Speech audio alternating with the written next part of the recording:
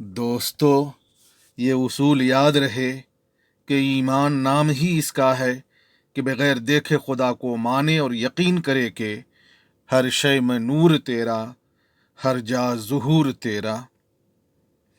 यानी अल्लाह मौजूद है, न सिर्फ ये कि वो मौजूद है बल्कि उसका वजूद वाजिब है और उसका इनकार सूरज का इनकार करने जैसा है। वो अज़ल से है और अबदुल आबाद तक रहेगा। वो ज़वाल फ़ना से पाक है और ज़मानो मकान की क़ैद से आज़ाद है। वही था और कुछ न था। उसी ने सब चीज़ों को बग़ैर नमूने के, बग़ैर नक्शे के और बग़ैर मेटेरियल के पैदा किया। मगर अफसोस, मुनकिरीन खुदा कहते हैं कि अगर सबको अल्लाह ने पैदा किया तो क्या किसी को लंगड़ा, लूला, अपाहिज और मुफलिस फ़कीर बनाया? क्या ये जुल्म नहीं है? सबको एक जैसा अल्लाह ने क्यों नहीं बनाया? ये एतराज़ बहुत से नादान और नासमझ मुसलमानों को भी है, और अनपढ़ मुसलमान औरतों को तो बहुत ही ज़्यादा शिकायत अल्लाह से है। रोज़ाना अल्लाह की हज़ारों नेमतें और रहमतें उस पर होती हैं, उसके ख़ानदान वालों पर होती हैं, मगर फिर भी वो कहती हैं कि अल्लाह ने हमें कुछ नहीं दिया। अल्लाह ने क्या दिया सिवाय दुखों, परेशानियों, मुसीबतों के? और वाक़या ये है कि औरतें अपने शौहरों ही की नाशुक्री नहीं करती, अल्लाह की भी नाशुक्री करती हैं। और इसको इस तरह भी कह सकते हैं कि नाशुक्री सिर्फ औरतें ही नहीं बल्कि बहुत से मर्द भी अल्लाह के नाशुक्रे होते हैं।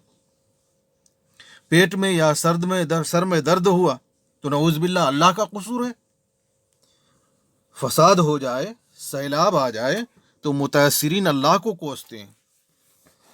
सरकारी आदमी और पुलिस, एमएलए, एमपी, पड़ोसी, चौधरी, सेठ, पहलवान, मुखिया, सरपंच, कोई मालदार और कोई ताकतवर जुल्म करे तो नऊज़ बिल्लाह अल्लाह ताला भी उन जालिमों का साथी है। शौहर बीवी को सताए मारे मगर नऊज़ बिल्लाह अल्लाह ताला उसको कुछ नहीं करता।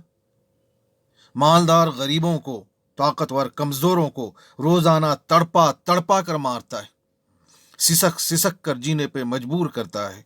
एक इंसान दूसरे बहुत से इंसानों की ज़िंदगी जहन्नम बना देता है। कुत्ते, बिल्ली और जानवरों से बुरा हाल कर देता है।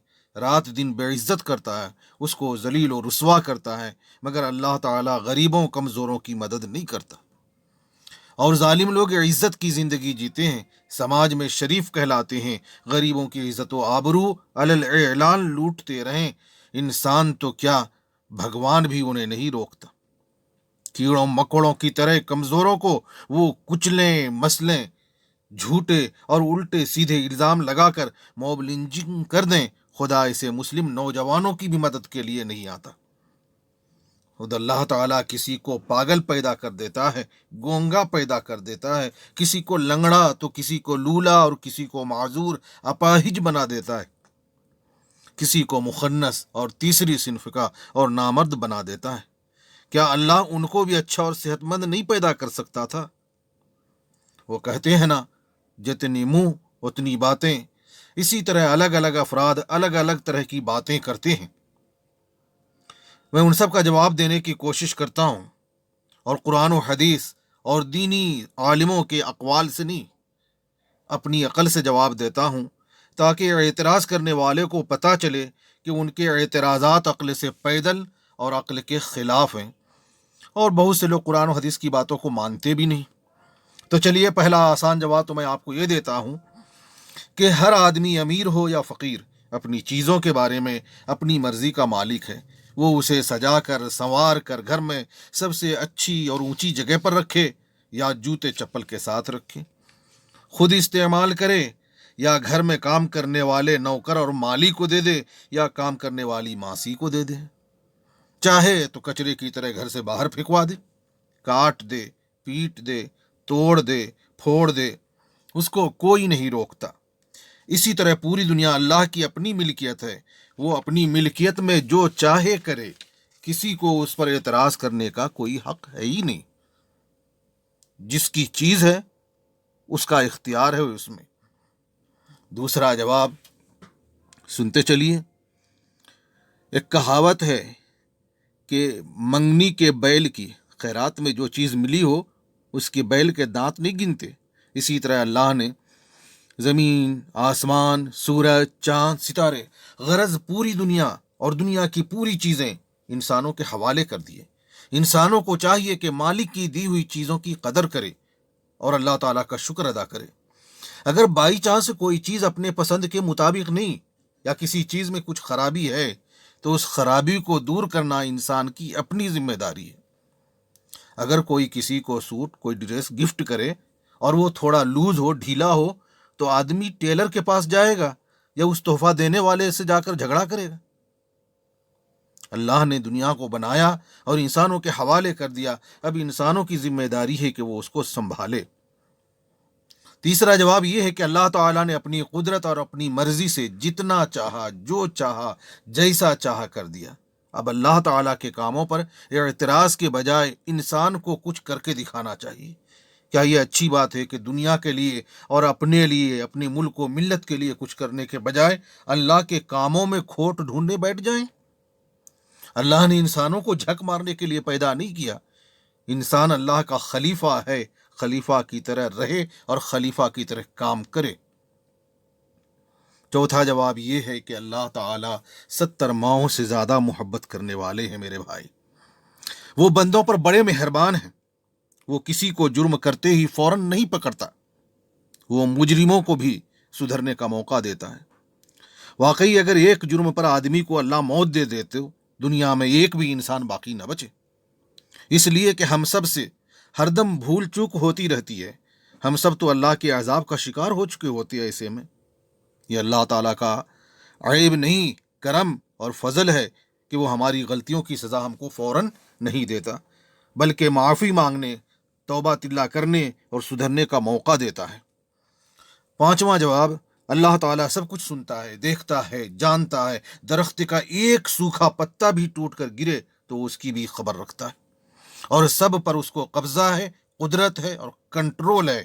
کوئی چیز اس کی گرفت سے، اس کی پکڑ سے باہر نہیں. لیکن وہ ایک تو بہت سے گناہوں کو معاف کر دیتا ہے. چنانچہ سورہ شورا کی آیت نمبر 30 میں بتاتا ہے کہ تمہیں دکھ، تکلیف، مصیبت جو پہنچتے ہیں وہ تمہارے برے کاموں کی سزا ہے، اللہ کا ظلم نہیں. اللہ تعالیٰ تو بہت سے گناہ معاف کر دیتا ہے.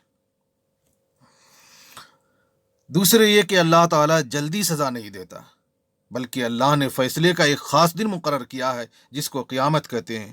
اس دن سب کے سب اچھے برے کاموں کا حساب کتاب ہوگا، اور ابھی اللہ تعالیٰ کی وہ عدالت لگی ہی نہیں. اس لیے دنیا میں ظالم لوگ اللہ کے عذاب سے بچے ہوئے ہیں، مگر جب اللہ کی عدالت لگے گی وہاں کوئی ظالم، کوئی قصوروار سزا سے نہیں بچے گا. وہاں کسی کی سفارش چلنے والی نہیں، اور وہاں کسی کی طاقت اور کسی کے منصب کا دباؤ کام نہیں آئے گا. آپ دنیا ہی میں دیکھ لیجئے، سپریم کورٹ کے جج کا بھی کوئی معاملہ نکل آئے، وہاں جج صاحب بر وقت اپنا ججمنٹ اور اپنا فیصلہ نہیں سنا سکتے. انہیں بھی عدالت کا سہارا لینا پڑے گا. موقع واردات پر سنوائی نہیں ہوتی ہے، وہاں انصاف نہیں ہوتا، فیصلہ وہاں نہیں ہوتا. ان کے بھی کیس کی سنوائی کی تاریخ دی جائے گی. عدالت کی تمام کارروائی پوری ہونے کے بعد ان کے مقدمے کی سماعت ہو سکے گی. پھر اللہ تعالیٰ تو سب سے بڑے انصاف ور ہیں. وہ کیسے گلیوں میں، سڑکوں پر دھڑا دھڑ عدالت لگا کر بیٹھ جائے. اللہ جل جلالہ کا ہر کام اصول و آداب اور نظم و ضبط کا اعلیٰ نمونہ ہے. وہ غالب ہے، قادر ہے، مالک ہے، مختار ہے، مگر بے اصولی، بد تہذیبی اور بد نظمی، جھوٹ اور وعدہ خلافی کو پسند نہیں کرتا.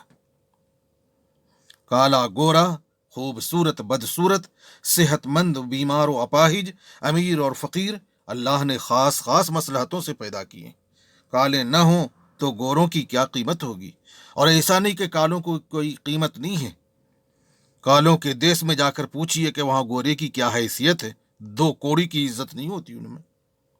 بیماری نہ ہوتی تو صحت کی قیمت لوگوں کو کیسے معلوم ہوتی؟ غریب فقیر نہ ہوتے تو مالداروں کا امتحان کیسے ہوتا؟ اس لیے ہمارا کام یہ ہے کہ اللہ کے سچے بندے بنیں اور اس کے حکموں پر چلیں، فتنہ فساد اور لڑائی جھگڑوں سے پرہیز کریں اور انسانیت کا دامن کبھی نہ چھوڑیں۔ اللہ تعالیٰ نے سب کو ایک ماں باپ سے پیدا کیا ہے، سب کو یہ چاہیے کہ وہ اپنے کو آپس میں بھائی بھائی سمجھیں۔